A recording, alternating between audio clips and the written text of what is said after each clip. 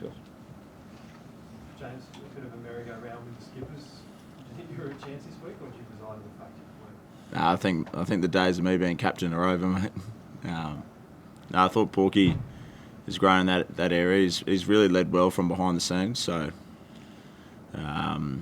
he gets another shot this weekend. It's a big game for us. So it's going to be a group effort there in the leadership role. What's your view on the change in captain? Like we see it from the outside that the Wallabies got 6 skippers in 8 tests, but there is a leadership group. Like for someone like Tate, who we all thought was going to be skipper, can you just talk through how internally that is, deal with that and sort of look to others in that group? Internally, we cope with it fine. It's kind of we said at the start of the year that it's going to take quite a few captains this year with injuries and selection and HIA suspension. Like, you just don't know really what's going to happen. So the ability to have numerous captains in the team's helpful. For us, we haven't got the results so far this year, so it's only natural that we're trying to find the best outcome there in terms of leadership. And Taddy did an amazing job early in the year, and I can see him being a future captain for sure. Have you head straight up to play the tight again this week? Like, I assume that's just a role you're, if Tanya's gone, looking to do throughout the tournament. Yeah, it's one of those jobs I've just got to do for the team. So last week I was pretty happy with how I went in the scrum. Obviously, losing someone like Nella has a big impact on the scrum, but sometimes you just you bite down the mouthguard and put in an effort. James, have you been involved in a more diplomatic or democratic rather leadership setup than the one you're in now? Like, it's a real leadership of governance rather than sort of one person at the top, follow me. Obviously, with the changing of captains indicates that. Have you ever been involved in a setup that's this democratic and anyone can take that top job? Probably not, no. You think back to when I came in, Rocky was probably my first captain there, Rocky Elsom, and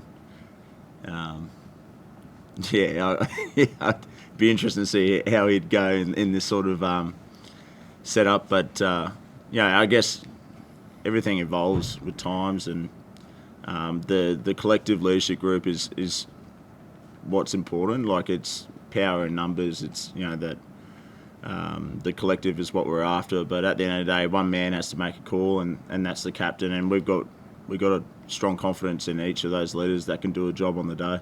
Because it's changed around so much, is it still clear when you actually get on the field? Like this weekend, Parecki's the one making the final call? Yeah, definitely. It's very clear.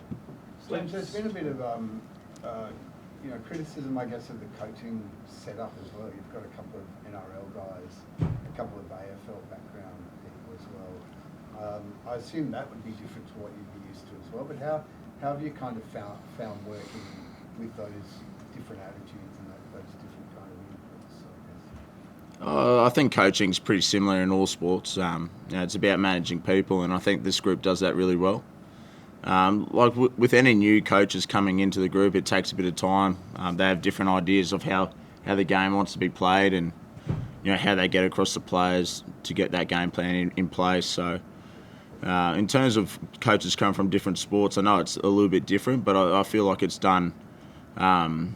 Like, the transition this year has been pretty seamless. Like, we can sit here and address the elephant in the room. We haven't got the results, so I get why there's a bit of talk around that. But as far as I'm concerned, the coaches have done a good job as a collective. It's about us as players going out there and putting that game plan into practice, like perform it under pressure on a weekend, and that's probably the biggest thing that we need to get right as players. You can always nitpick at everything, all the way up to the top, when the results aren't going your way. But us as players, we know we've got to do a job to do this weekend, and it's really in our hands. I guess one of those specific criticisms is around the issues you had at the breakdown last week and not having coaches who are specifically growing up in that area. Do you find that has been an issue or irrelevant? I wouldn't say it's an issue, no. I think looking back on that Fijian game, it came down to a mindset. We wanted to play a certain way. We'll put our hands up. We got spooked. I thought the physicality that was in the game, we didn't match that at all. And that comes off the back of the breakdown. If you're not winning up front, you're not winning the breakdown, you're not going to win the game. In terms of the coaching and stuff, that we train really hard on the breakdown all week, and that's why I'm a believer of the mindset wasn't right. We're 1 second too late, 1 second too slow, we lose that breakdown. And I can tell you now, like, the Welsh will be sitting there looking at that as well. So it's one of those things that we've got to get right. Just one more. There's been obviously a lot of criticism from back home, but one very strong piece from Drew Mitchell.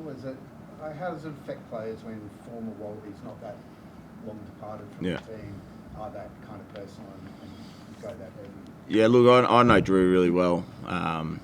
The one thing about Drew is he cares a lot about the Wallaby jersey. He's very passionate about the team, and he just wants to see us do well. And that's probably a bit of frustration coming out in Drew.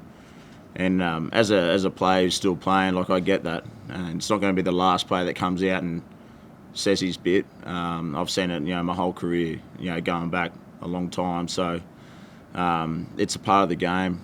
The players are invested, the ex-players are invested, the fans are invested, and I get it. So it's definitely not going to be the last player that voices his opinion, whether they support us or not. It's just a part of the game that we've got to get used to, or we are used to. James, it's changed a lot over the years because now these opinions are so readily available on social media and everywhere you look, which is something that you didn't always have to deal with. What about the young guys? How are they approaching it? Do they look at social media during the tournament? What's your advice to them? My advice would be not to read it and then to stay off social media, but realistically, that's not going to happen. As you said, it's everywhere. Everywhere you look, there's an article or a podcast. There seems to be a new podcast every second week going out there. So it's hard for young players, where they get sent that social media, directly to them. They get tagged in it. They get, their friends send it to them. Their family are reading it. So it's very hard to escape. So it's important that, as a young player, that you're never as bad as what they say you are, and you're never as good as what they say you are. And that's probably the one bit of advice I give them. It's just worry about stuff you can control, and what you control is what you do on the field, not really what people write about you. So.